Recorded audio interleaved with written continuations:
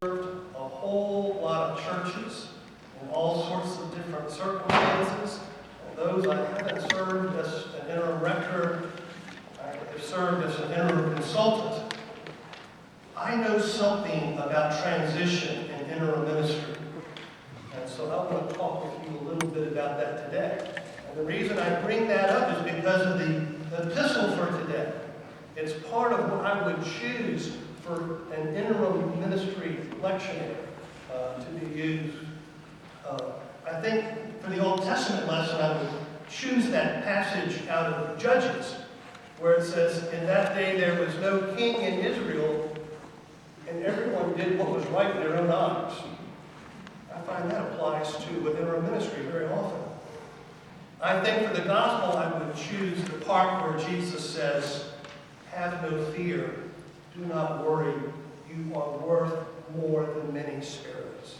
And I think in the interim time, it's important for all of us to know our worth and value before God. That God's love is infinite, and it comes to us at all times and in all places. So we should not be impatient, and we should not worry, even when we don't have a full-time priest.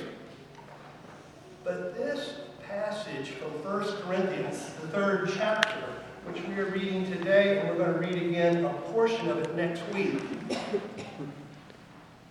It's a heartbreaking passage from Paul talking about a church that he founded and what has happened to that church in the interim period, the period of transition in ministry. And you can tell the guy is upset. Next week they're going to cut a piece out of it. Let me urge you to go home and read 11 through 23, I think. No, 17, 16 to 23. But there's a piece they've got. Always be suspicious. Always be suspicious when a lectionary cuts verses out of the middle. They don't want you to hear something. Go home and hear that. It's worth listening to. Why do I say this is about a parish in transition? It's because some in the congregation are saying, we are Paul's, and some are saying, we are Apollos, and some are saying, we are God's. And there is a lack of agreement about who they are, and they're talking around about each other, and it just sounds like you're in that point of transition. Over the years, we have discovered that there are 5 steps that congregations go through as they move from one priest to the next. And they're not discrete steps. So it's not like you can do the first step and then you're through with it and go to the next step. You may do step 1 and think you're pretty good, and you're going into step 2, and suddenly you're back at 1 again. But then you go to 2 and maybe to 3, but then you're back to 2. And so you go back and forth. But in the end, we hope that you've gotten through all 5 steps in order to have a healthy ministry in the future. It's been a long time since you guys went through that. I think the last interim period you had was when Dunn left. Because you called your interim when Bob Morrison left. So the interim period is something now which is terribly important to you. And having seen some of the damage that happens when you don't go through your steps, I want to encourage you to think through these things. The first step we know happens is called coming to grips with your history, dealing with your past. When I started 36 years ago, we talked about it as a step of grief at losing your rector, and how the whole congregation was grieving over the loss of their clergy. Well, I can tell you, I went to a little church out in Powhatan, my first interim place. And the first week I was there, half the congregation came to see me. And they talked about how they didn't know how they could go forward without their former rector. He had meant the entire world to them. He had been with them through all sorts of things, and they just loved him, and oh, they were so, so sad. And I thought, well, we can work with this. We can deal with this. The second week I was there, the other half of the congregation came to see me. And they talked about what a rascal he was, how he burned them, how they wanted to leave the church, how glad they were that he was gone. And I said, what is this? Well, they're trying to their history. Some people were thrilled he was gone, some were sad, and it's that way. Some are with Paul, some are with Apollos.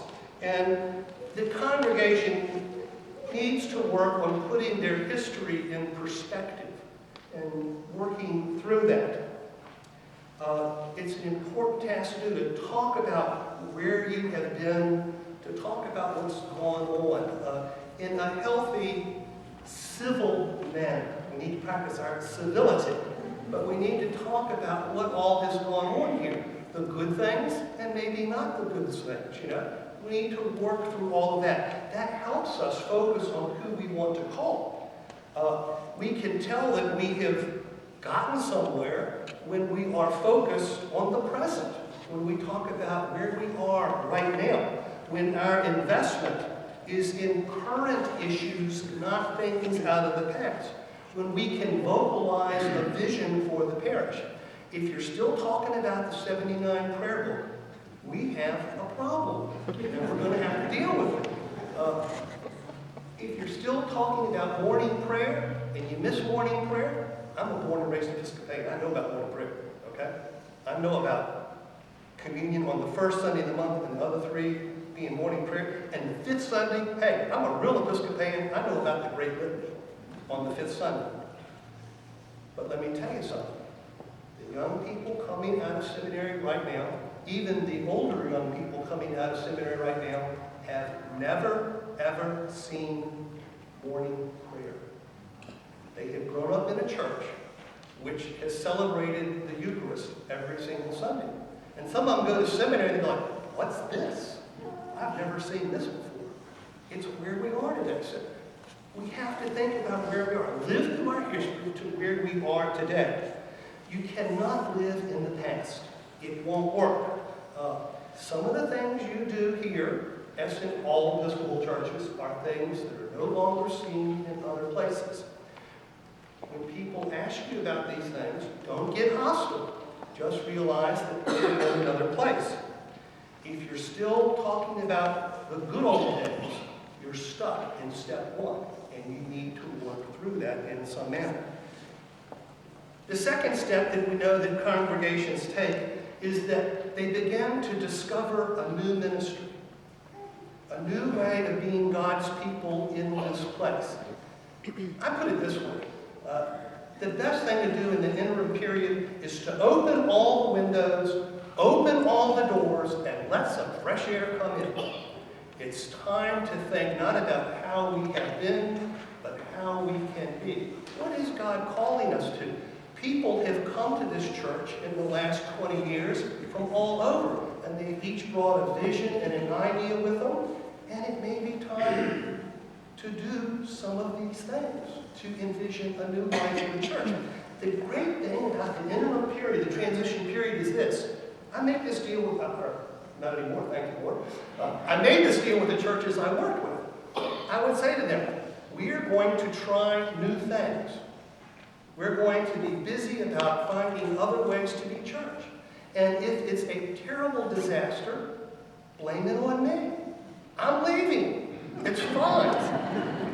If I ask you to do something and it goes well, I'll be gone. Say, it was our idea. It works out fine. This is a chance, this is the opportunity, this is the place to begin experiencing new ways of being church.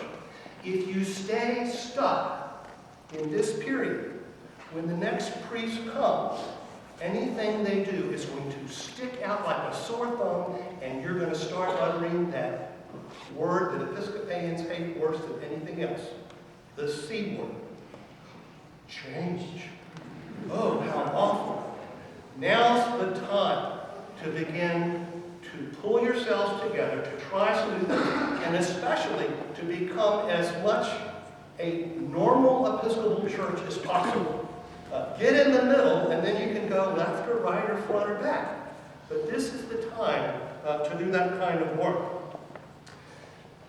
The third thing that we know is that the third step is to begin to allow changes in leadership in the congregation and to deal with shifts in power. And this is especially true with the priest. You know, some people say, oh, I can hire priests. I hire people all the time. Excuse me. Excuse me. Are you going to have the same relationship with your priest that you have with the guy who cuts your grass?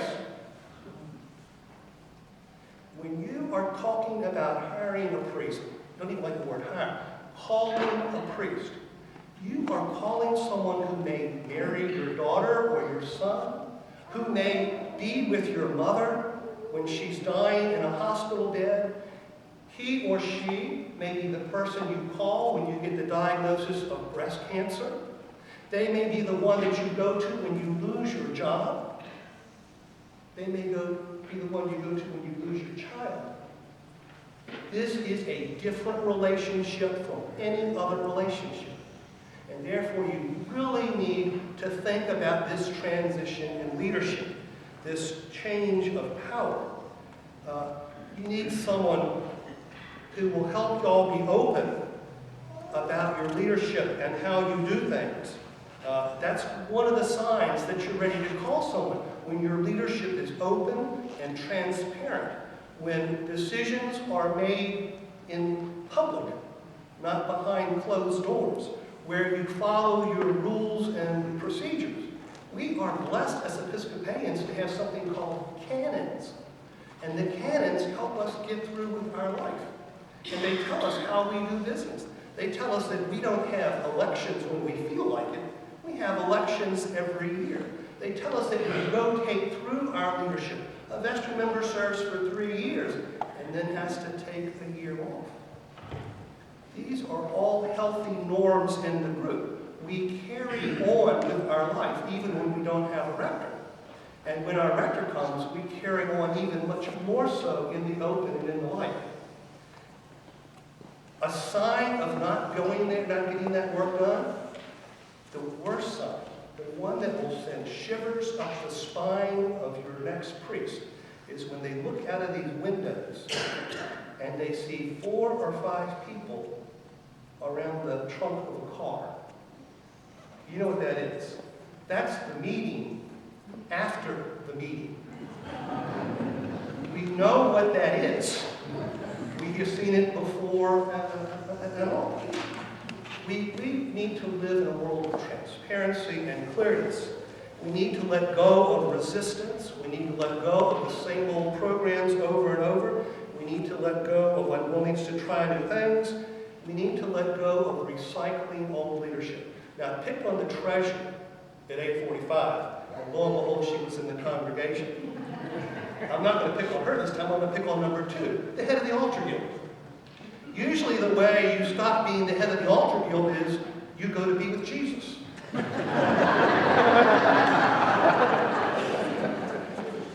We get people in certain roles and we hold them there and we lock them down, and it is a burden to them. They love doing it.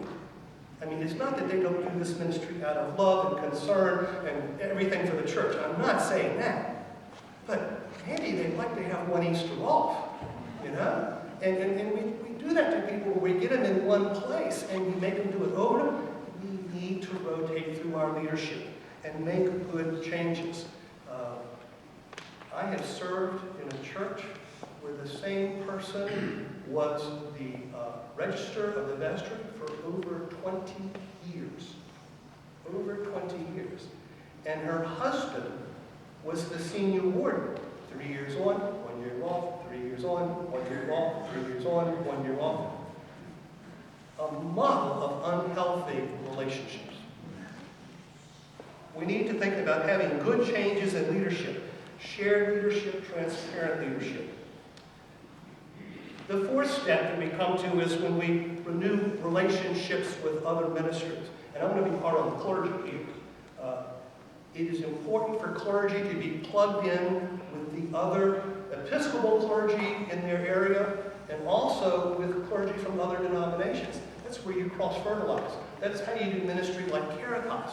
That's how you have associations for doing things. And that's important. And you need to encourage your next rector to be involved with things like that, to be a part of a larger group. I'm sorry to say, I'll confess it, Our clericus here is not as good as it should be. There was a time when the Richmond clericus, the gathering of Episcopal clergy, was noted throughout the diocese. We ate breakfast one day a week, every week. We're not doing that anymore, but it was a place where we shared our lives together, and that's important. God bless the women. The women are still needed. They're better than the men. But we need to be colleagues in ministry. We need to have mentors. And finally, the fifth step, which I hope you will be doing in 3 months maybe, is to commit to a new ministry where the people of St. Matthias come together with the new priest and say, we're ready. We're ready for you to be here with us, and we're ready to be with you, and we're ready to do ministry in a new and exciting way here in this community. And we are not about Paul, and we're not about Apollos. We're about Jesus. And that's where we want to be. It's not easy. It's not easy. But if you don't go through these steps, if you don't do this work, we know what happens. You can get in a cycle of bad relationships with clergy, and it can go on and on and on. And there are some that have done it. You need to work through this. You need to be careful about all of the steps. I just think it's so important. I don't know much about other things. I can't play you another song. But like I said, 36 years of doing this, I know something about this. And I offer that to you this morning, where we can all say, we're no longer from here or there, but we are here at St. Matthias as the people of Jesus, ready to do ministry with the person that we call to be in our midst. God bless you. Let us affirm our faith in the words of the Nicene Creed.